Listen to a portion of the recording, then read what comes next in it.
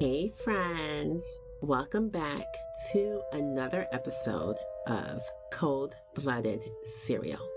I am your host and true crime bestie, Tika. Alright, so we are on episode 4 of the Shelly Knotek series. And friends, I'm so excited because this is the last episode of the series. I thank you all for listening and supporting me. And listen, you guys, I'm new to the podcast world, and this is the first series that I have completed, and I'm really proud of myself. So continue to listen to me as I bring you more true crime stories. Okay, so let's get into it. Where we left off at the end of part 2 of episode 3, Michelle Knotek and her husband David had just murdered their best friend, Kathy Loreno, and their nephew, Shane Watson. In this episode, we're going to talk about what happened after those murders. So, a couple years after Shane Watson was murdered, or in Shelly's words, moved to Alaska, Shelly was supposed to fill out Nikki's paperwork like most parents do for their children who's getting ready to go off to college. And she completely ruined Nikki's chances of going away to college. Nikki was upset, of course, but she's like, you know what? I'm going to work and I'm going to find a way to save up for college so that way I can attend. So Nikki starts working. She starts saving up her money. And her mom is like, you know what? I don't like this whole working thing that you got going on. I'm going to hide all of your clothes and take away your means of transportation. So now Nikki's stuck at home. And now Nikki is working for her mother the same way Kathy works for her mother. So one evening, Nikki somehow upsets her mom, and Shelly gets so mad that she starts to chase Nikki into the chicken coop like a psychopath to beat her daughter up. Once in there, she starts punching on Nikki, and this is when Nikki was like, you know what? Screw this. I've had enough. And Nikki pushes her mom off of her, tells her mom to F off and to never touch her again. Right? Like, give this girl a round of applause because I'm so proud of her for standing up to that psycho.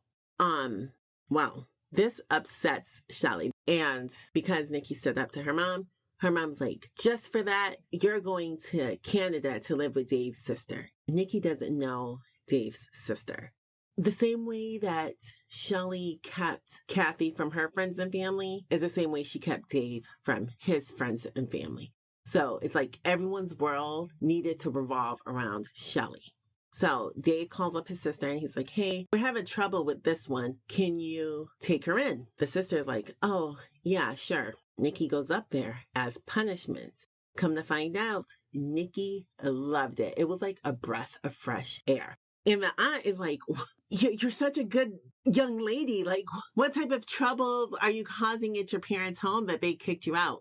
And I'm pretty sure Nikki just explained, like, you know, me and my mom just don't get along. We just bump heads, right? Because Nikki still doesn't want to tell anybody about the craziness that's taking place in the Knotek home. So months go by and Shelly's like, I cannot believe that Nikki has not called begging me to come home. She must be having a good time out there. Not on my watch. And she calls up Dave's sister, threatens her, and then forces her to send Nikki back home to the state of Washington. Nikki comes back, but she does not move back in. She's like, I would rather sleep in my car than to sleep under your roof. And that was actually the last time, like when she moved out to go live in Canada, that was the last time that she lived at home. So at this time, Tori was about 6 years old. She was still too young to understand how crazy her mom was. She never experienced any of the abuse that her older sisters have experienced until Tori starts to miss her sister, who's 14 years older than her. So she's like a second mom. And Tori writes a letter to Jesus, asking Jesus to bring her second mom back home because she misses her. Friends, remember, she's only 6, and Shelly somehow finds the letter, and she gets so mad at Tori that she slaps her and begins to yell at her. And she's like, I cannot believe that you would write a letter to Jesus to bring your sister back home. What about me? I'm your mom. Do not act like I'm a bad mom around here. I am the best mom that anybody could ask for. And you want to write this letter like Nikki is so great, like Nikki's so perfect? She's not. Friends, she's a friggin' psycho. So Sammy begins to rebel because, Nikki's not home. And during the time that Nikki was gone, Sammy was abused. If Sammy would come home later than her curfew, which knowing Shelly, her curfew probably changed daily, Shelly would lock her out and then would only let her in because Sammy's boyfriend would lay on the horn and have his bright lights on in front of the window. So Shelly, of course, is like, screw this. I can't watch my TV show because the stupid lights are on. And then she would let Sammy back in. So part of Sammy's rebellious stage would occur at school when the teacher would be like, hey, where's your homework, Sammy? Sammy would just nonchalantly say, my mom threw away my paper. Well, Sammy, you're late to class again. My mom made me sleep outside last night and only let me in this morning to get dressed. Sammy, you're going to be charged for missing library books. Fine. But my mom burnt my books in the fireplace. And eventually the teachers and the staff members of the school started to pay attention. So they were like, hey, Sammy, it sounds like you're dealing with some child abuse at home. We're going to get Child Protective Services involved and, talk to your parents. Well, this was like a wake-up call. She's like, crap. If they talk to my mom, I'm going to be in big trouble. So Sammy tried to dissuade them from talking to their mom and just, said that she was just making this stuff up. Let's fast forward a couple years when Shelly Knotek graduates from high school. On graduation day, she had bruises. And when Dave Knotek was questioned about the bruises, he argued how he was never home enough. So he didn't know what happened. He didn't know how Sammy received those bruises. But one thing he did know for sure was that Shelly would never hurt or abuse Sammy nor Tori.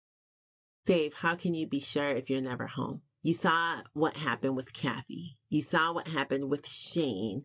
And you, for years, witnessed her abusing Nikki. So what do you mean that Shelly can never abuse Sammy nor Tori? If she's capable of doing it to one, she's capable of doing it to the others. So, shortly after graduation, Sammy leaves home for college. And of course, Shelly cannot be home with someone who she cannot abuse. So Tori became the new person to abuse. And Shelly likes to make up new torture methods. So for Tori, it wasn't the same type of torture method that Nikki and Shane received, but it was more mental. So if Tori made a 98 on a homework assignment or on a test, instead of making 100, her mom would make her wear the same outfit daily until she felt that Tori had learned her lesson.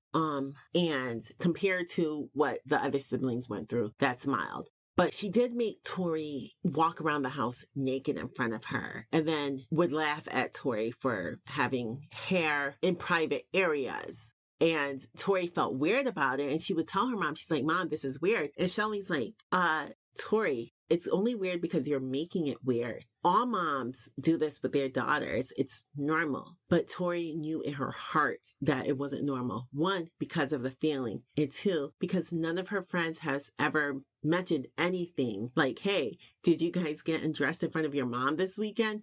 So Shelly once again is gaslighting her daughter into something that's not happening anywhere else.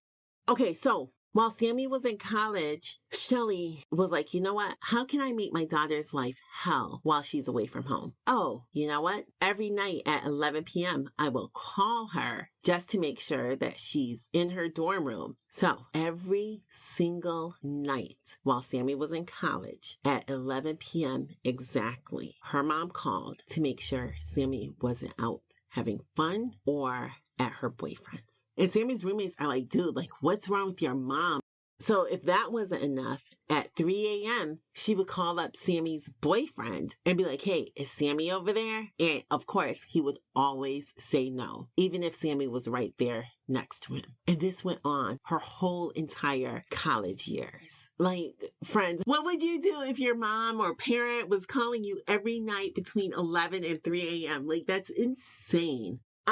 So when Tori was 14. Shelly allows Tori to go visit her sister, Sammy. But she's like, you make sure you stay away from that evil Nikki. She abuses her mom. She is absolutely no good. So no matter what, you don't go see Nikki. You don't talk to her. You stay away from her. She is evil.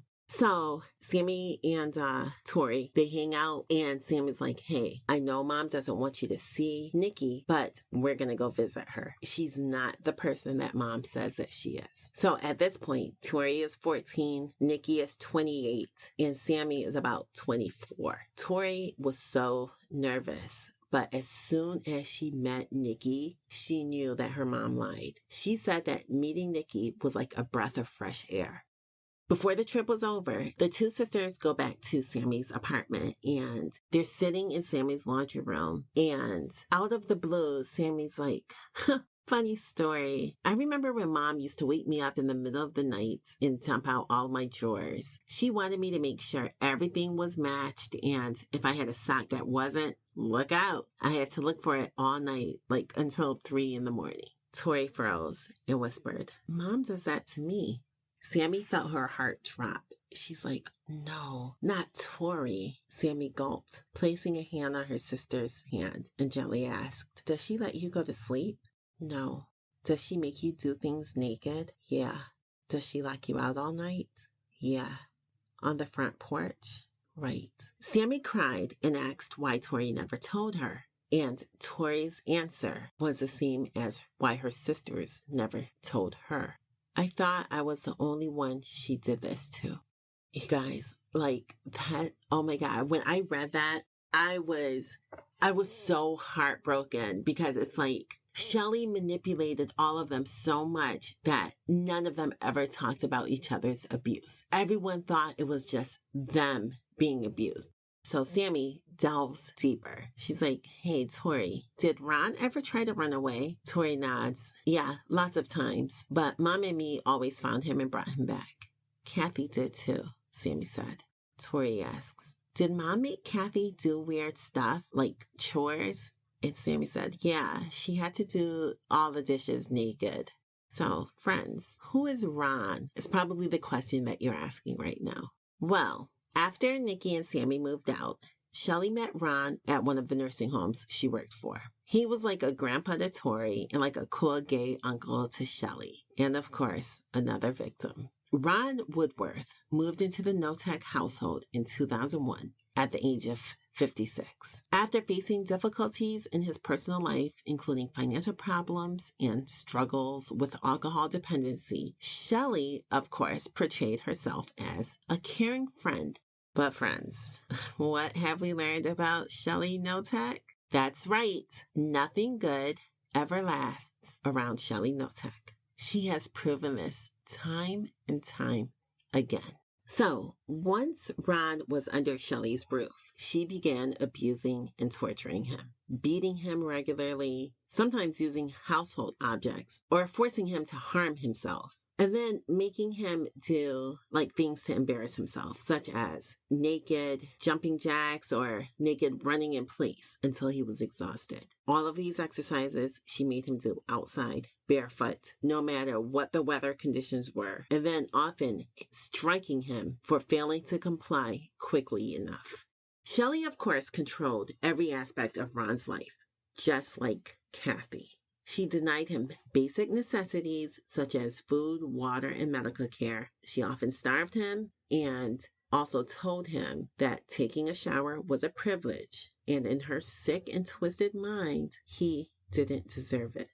Shelly got off by humiliating Ron. She told him that anytime he had to answer her, he must answer with, yes, Shelly dear. No, Shelly dear. I'm sorry, Shelly dear.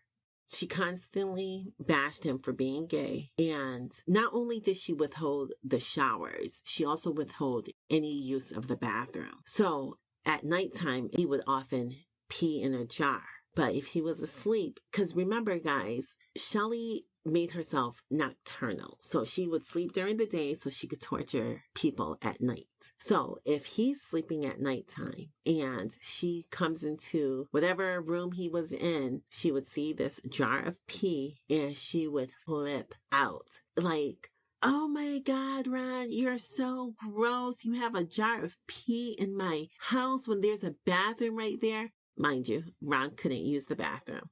Friends. So the yelling and the confusion wasn't enough. Shelly also made Ron drink what was in the jar because she said that he needed to learn the lesson. After this, as soon as he would pee in the jar, he would just throw it out the window in hopes to not get caught. Shelly is just freaking evil, man. So months later, Tori witnesses Shelly like beating Ron. She's begging for her mom to stop. And Shelly's like, why? And Tori's like, I love him and you're hurting him. Shelly responds, well, if you love him so much, why don't you marry him? What? Friends, what the heck is wrong with her? Like, that's your response? She sends Tori upstairs as punishment. And later on, she tells Tori, she's like, hey, when I'm beating Ron, you need to just mind your own business because this is part of the process to helping him. He's sick and I'm helping him to get better. So Tori knew that her mom was full of bull, but what was she going to do, right? She's only 14. So as time goes by, Shelly gets introduced to this man named James McClintock. They called him Mac. She's like, Mac, I love you so much. Obviously, we know she's lying, right? Mac put Shelly in his will because he's like, you're like the daughter I never had, but you can only get my estate and my money if my dog Sissy dies, like after I die. So, Shelly's like, okay, yeah, no problem. Well, on September 7th, 2001, Mac assigns Shelly power of attorney. Shortly after, the abuse from Shelly to Ron escalates. And one night, Tori wakes up from loud cries and whimpers. She looks out of her bedroom window and she sees Ron standing on the porch naked, punching himself as hard as he could while crying. I'm sorry, Shelly, dear. Shelly's yelling, after all I've done for you, you pay me back with nothing but excuses. You make me sick, Ron. You really do. You make everyone sick. So Tori gets brave and she goes downstairs and she's like, Mom, why are you making Ron do that? Shelly was exasperated. She let out a breath and she looks at her daughter like, are you freaking crazy? Can't you see he's been bad?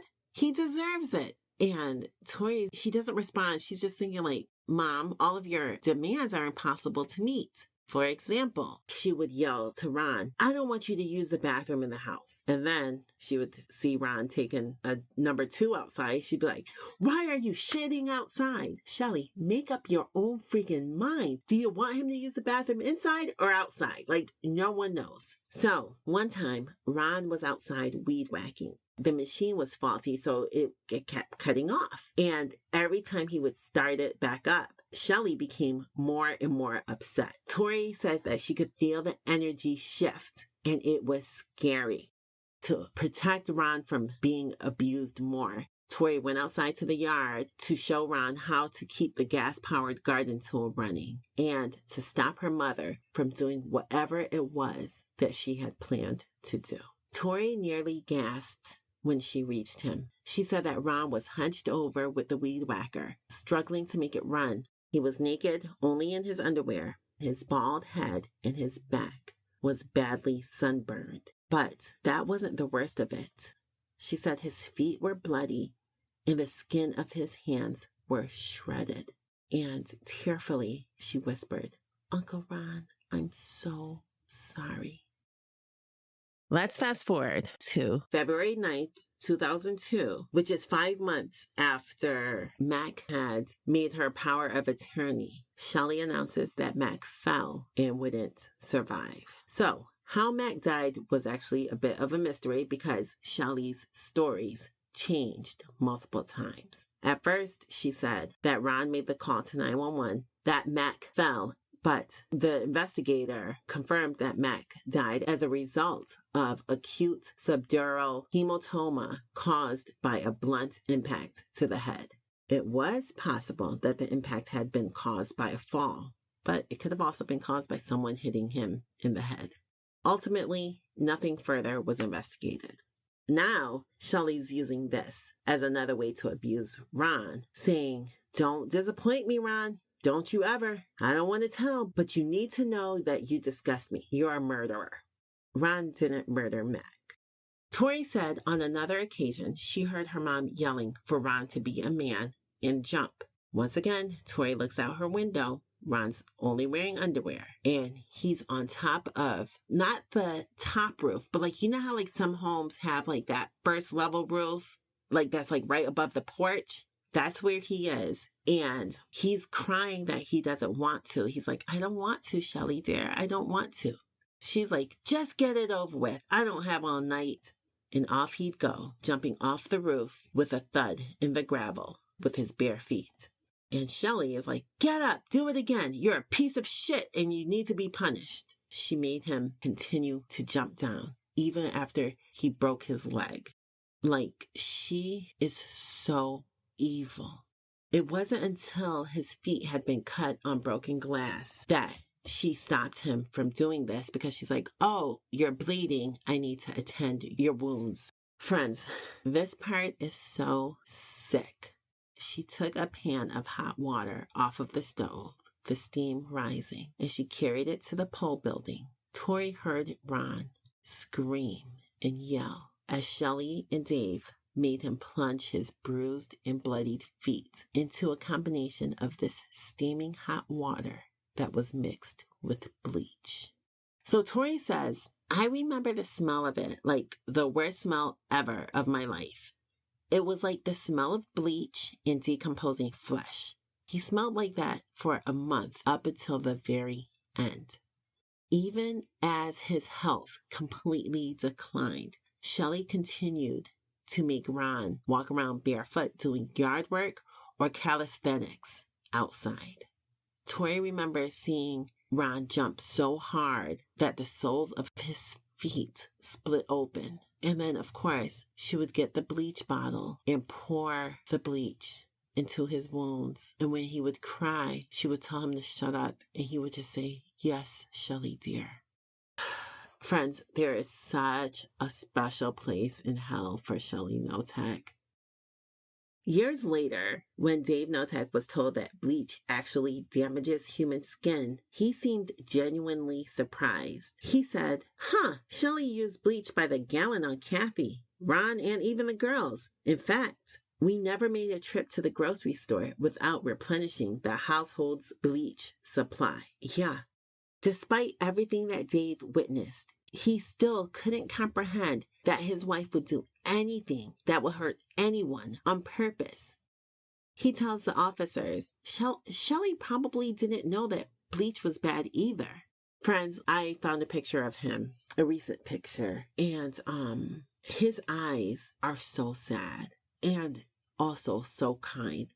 Like, as upset as I was at him for being so gullible, it's who he is. He is just so kind that I think he truly believes the goodness in everybody, whether they have goodness in them or not.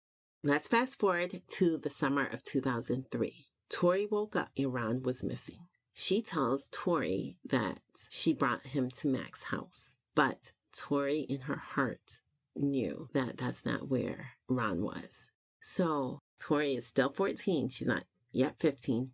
And just like Shelly's previous victims, Tori is terrified of her mother. She calls up Sammy and she's like, "Hey, I need to get out of here." Sammy and Nikki, they talk and they're like, "Well, we made it out of there. Can't she just wait a couple years?"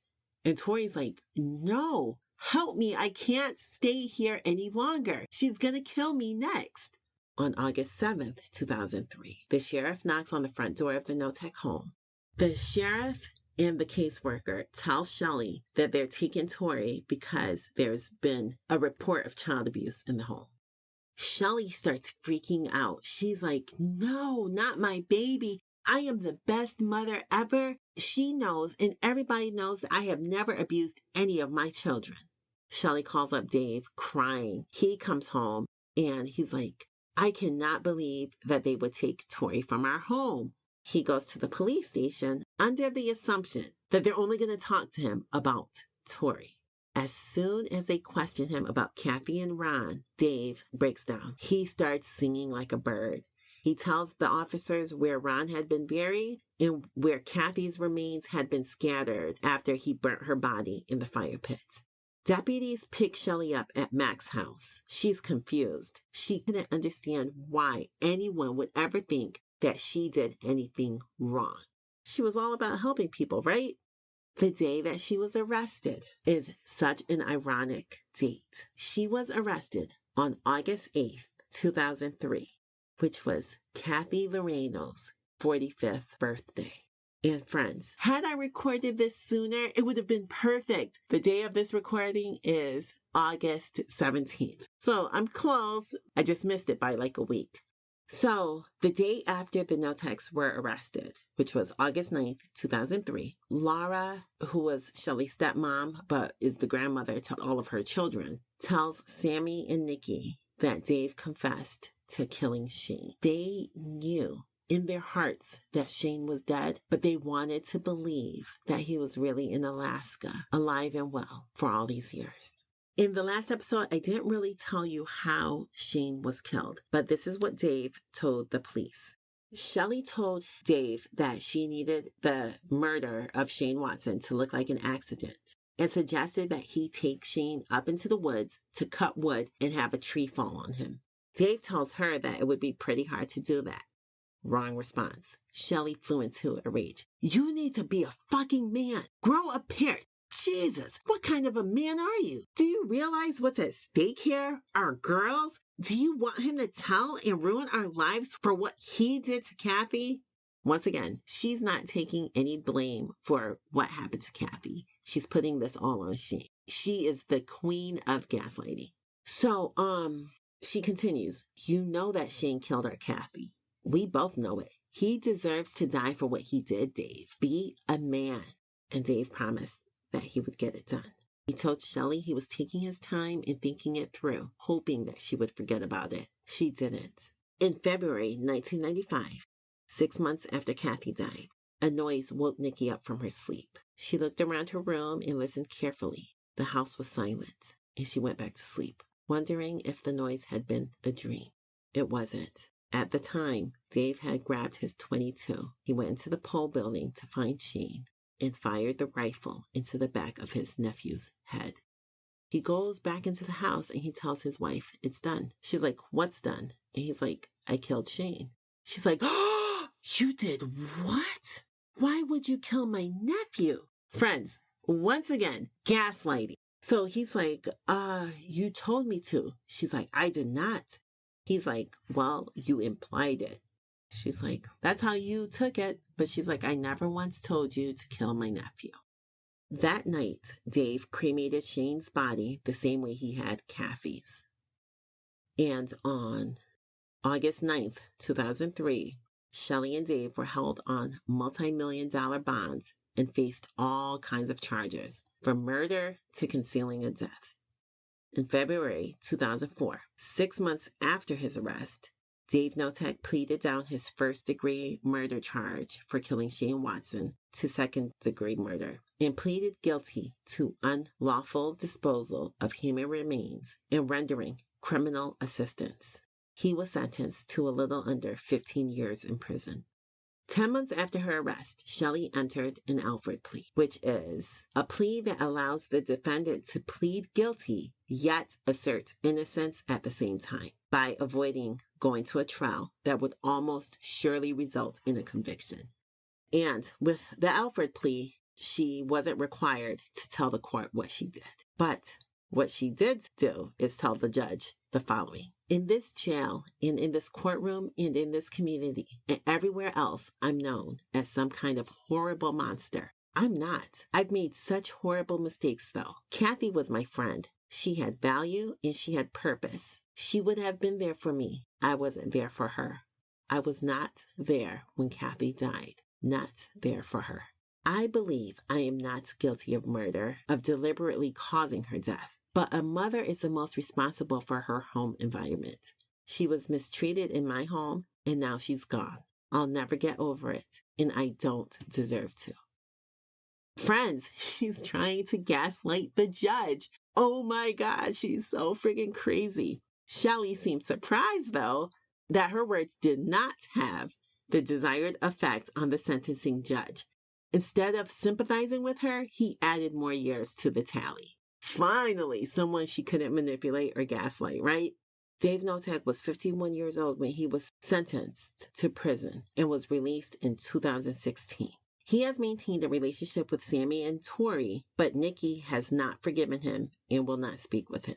Shelly was 49 years old when she was sentenced to 22 years in prison, but ended up serving 18, and she was released in November 2022 at the age of 68.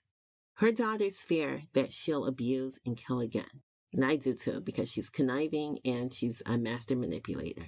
In 2022, when Dave found out that she was going to be released, he filed for a restraining order because he's like, I'm afraid that she'll come back into my life and will mess me up all over again. Well, friends, thank you for joining me as I shared the insane and tragic story of the Knotek family. Stay tuned as I will be back with another true story to share with you. Stay safe, and I will talk to you soon. Please like, subscribe, share, and follow. If you want to see pictures of the victims as well as Shelly Knotek and Dave Knotek, please follow me on YouTube. I am the Cold-Blooded Serial, and I will talk to you all soon. Thank you. Bye.